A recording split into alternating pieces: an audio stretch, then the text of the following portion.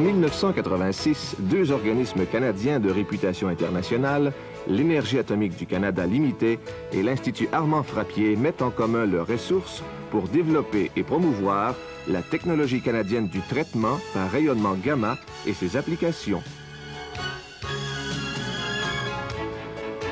Ils fondent conjointement le Centre d'irradiation du Canada, où sont réunies les expertises de la Société radiochimique de l'EACL et celle du CRESALA, un des centres de recherche de l'IAF, spécialisé en sciences appliquées à l'alimentation. L'Institut Armand Frappier, créé il y a 50 ans, est un complexe universitaire situé à Ville-de-Laval sur un vaste campus de 57 hectares. L'IAF est reconnu mondialement pour ses contributions à l'amélioration de la santé publique.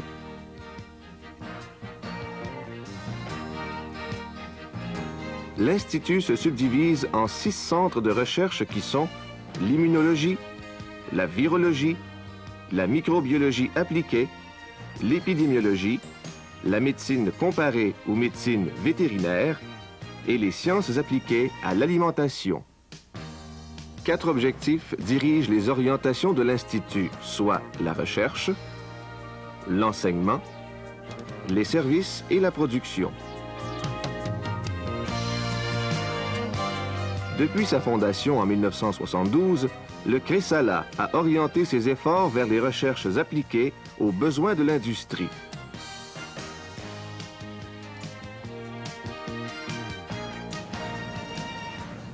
Par ses travaux, le CRESALA participe au développement de l'industrie bioalimentaire.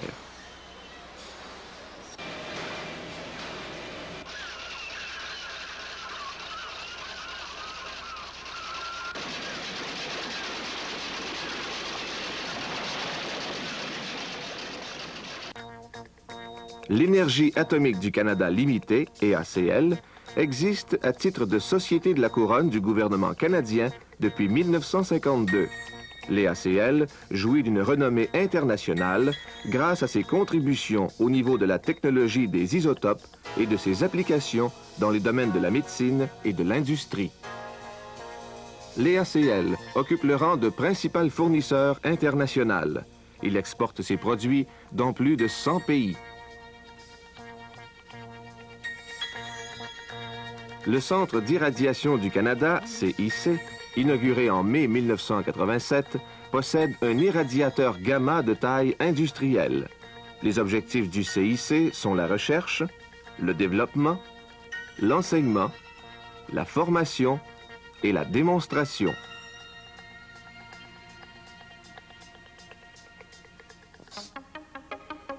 Grâce à la collaboration que favorise le CIC, les chercheurs du CRESALA peuvent effectuer une recherche multidisciplinaire sur l'utilisation de l'irradiation et mettre au point des normes et des procédés de traitement.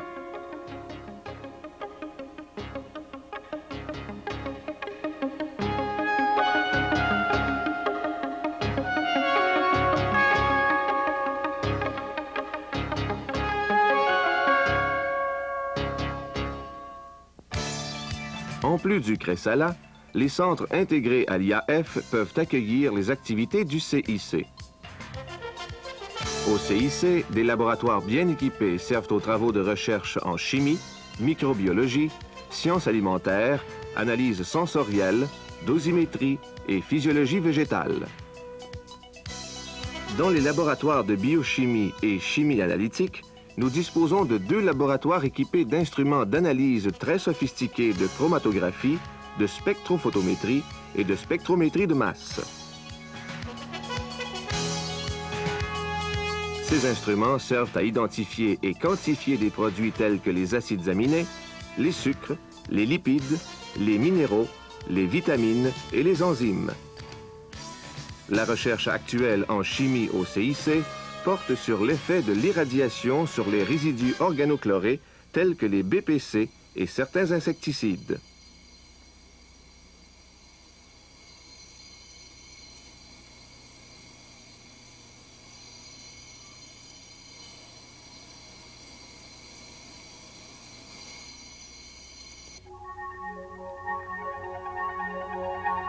tous les aliments peuvent contenir des microbes.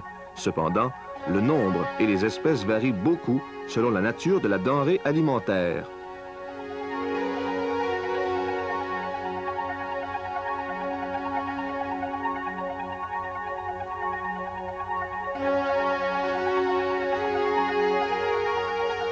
En microbiologie, nous déterminons les doses d'irradiation requises pour éliminer les micro-organismes pathogènes et ceux responsables de la putréfaction des aliments. Cela nous permet de prolonger la conservation, réduire les pertes alimentaires et procurer aux consommateurs un plus grand choix d'aliments.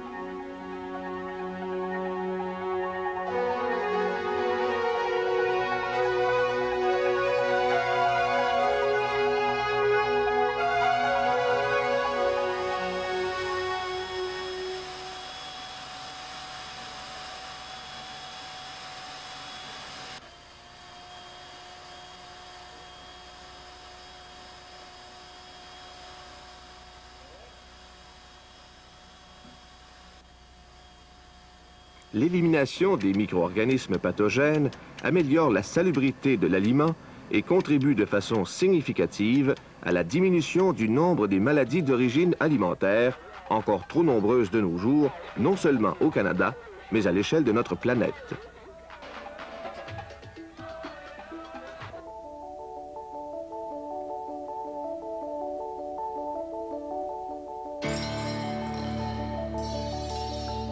Notre laboratoire de sciences et technologies des aliments étudie l'effet de l'irradiation sur les qualités physiques et nutritives des aliments.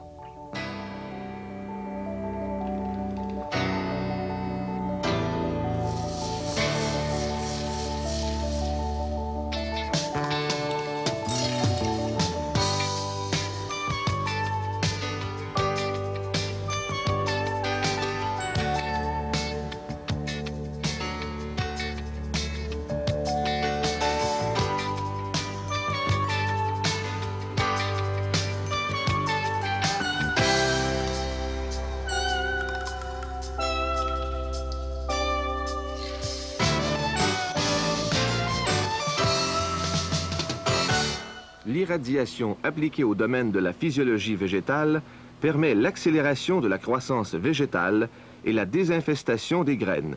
L'amélioration des plantes agricoles et forestières est un intérêt majeur de recherche pour le Centre.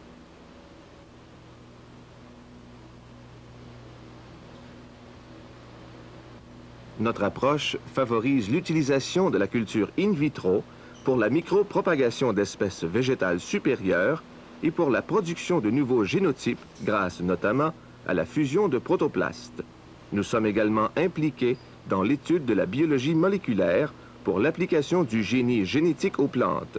La détection et la prévention des pathologies végétales sont aussi des aspects de notre programme.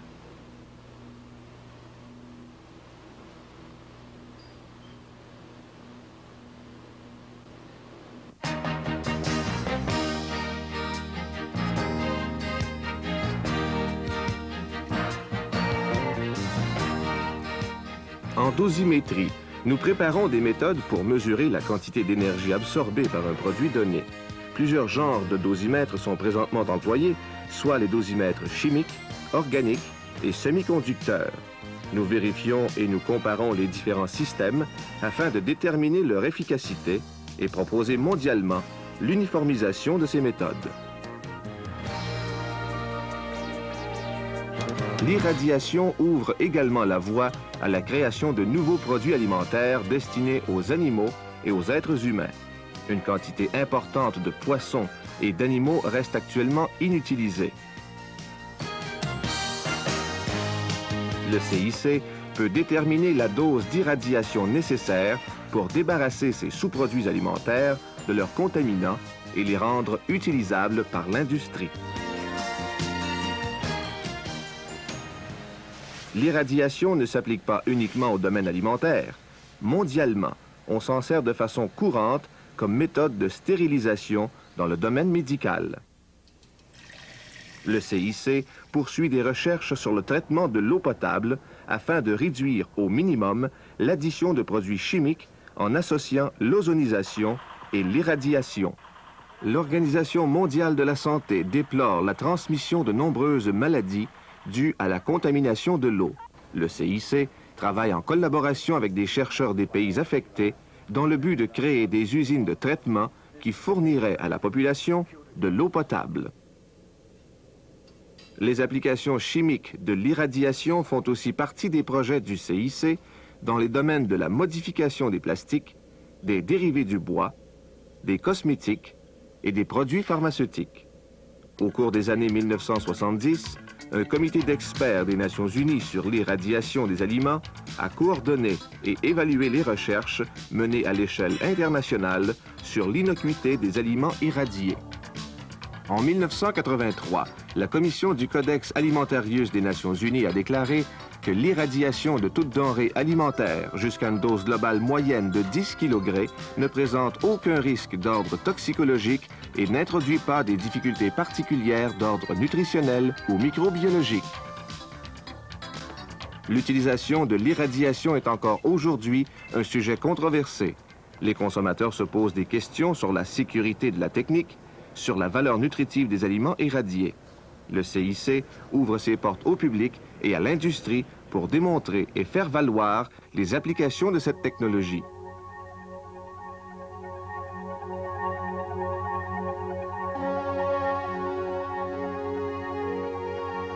Sur le continent nord-américain, le CIC est le seul centre de formation offrant des cours sur le radiotraitement des denrées alimentaires. Ces étudiants viennent de toutes les régions du monde.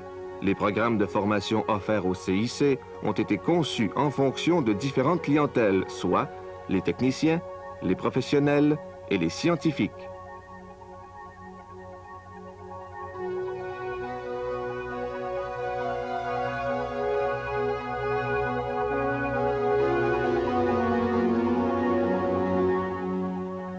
Grâce à l'expertise de l'EACL, les industries concernées peuvent recourir à des périodes de formation technique en inscrivant leur personnel à un programme de 3 semaines où ils apprendront à opérer en toute sécurité un centre d'irradiation. Des cours de formation d'1 semaine sont aussi dispensés afin que ceux-ci puissent rester à la fine pointe des derniers développements technologiques. Le centre accueille des étudiants en maîtrise, au doctorat et en recherche postdoctorale.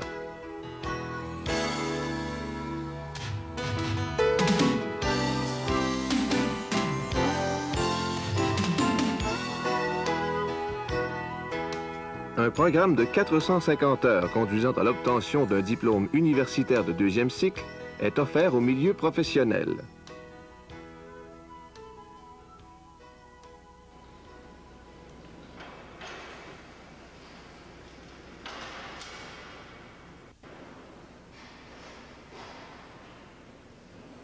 Le CIC doit mettre sur pied un programme de formation qui sera approuvé par des organismes des Nations Unies. Un tel programme n'existe encore nulle part au monde.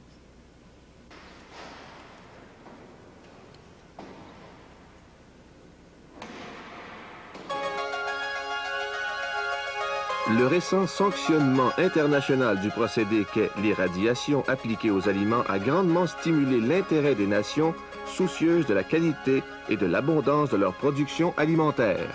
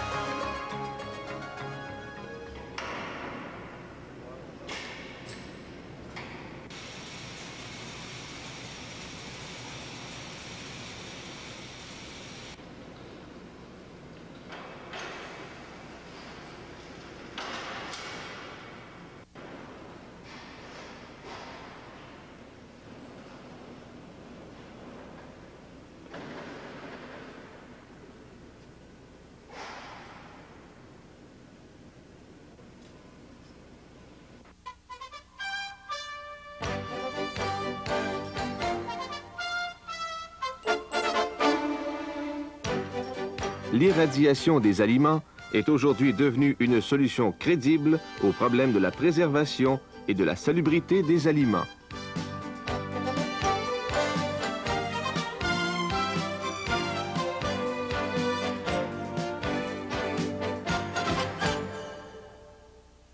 J'ai eu l'honneur et le plaisir d'être délégué technique du Canada à la première Assemblée mondiale de la santé à Genève en 1948. Les principaux problèmes, les problèmes dominants, étaient les maladies contagieuses d'origine microbienne ou parasitaire, comme la malaria, la tuberculose, la variole. Après 40 ans de recul, on voit des solutions. Il est apparu de nouveaux vaccins. Le vaccin contre la poliomyélite, le vaccin contre la grippe, les vaccins antiviraux. Et sont apparus surtout les antibiotiques. Effet, la disparition, par exemple, de la variole sous un emploi mondial de la vaccination. Cette disparition avec les vaccins a été faite, bien entendu, avec le concours d'institutions comme l'IAF, l'Institut Armand Frappier, qui a préparé plusieurs sortes de vaccins utilisés dans une bonne partie du monde. Aujourd'hui, et si on considère ce qui arrivera dans l'an 2000, ce sont les maladies chroniques, les maladies des reins et du cœur, ou d'origine inconnue, et alors on s'efforce de trouver, et ce sera le rôle des chercheurs dans le futur, trouver des moyens de diagnostic plus précoces pour prévenir ces maladies d'origine inconnue. La santé, plutôt, est un héritage, comme le disait Goethe, un héritage que nous avons reçu de nos parents par hérédité. Et si on ne fait rien pour la regagner cet héritage, il ne nous appartiendra pas vraiment. La visite que vous venez d'accomplir dans le CIC, le Centre d'irradiation du Canada, vous a permis de constater l'excellence des infrastructures physiques et la qualité des personnes qui y travaillent. Notre objectif ici est recherche, développement, formation et démonstration de la technologie canadienne. Il est heureux que le gouvernement canadien, en début de juin 1988, a enfin reconnu l'irradiation comme un procédé. Ce qui nous permet maintenant de travailler à l'application de l'irradiation à la conservation des aliments et nous permettre aussi de former des jeunes dans le domaine de la haute technologie. L'alimentation, on le considère ici à l'Institut comme la médecine préventive. Lorsqu'on est bien nourri, on peut se défendre contre les attaques qui nous viennent de l'extérieur. Alors, la contribution de l'irradiation à la santé publique est notre première priorité. Il est sûr que c'est aussi une priorité internationale. Et ce que vous venez de voir, c'est le lancement d'une technologie vers l'an 2000. Nous allons travailler très fort aussi à la formation et à l'éducation du public qui viendra réaliser à un moment donné que le signe mis sur un produit irradié est un signe de qualité.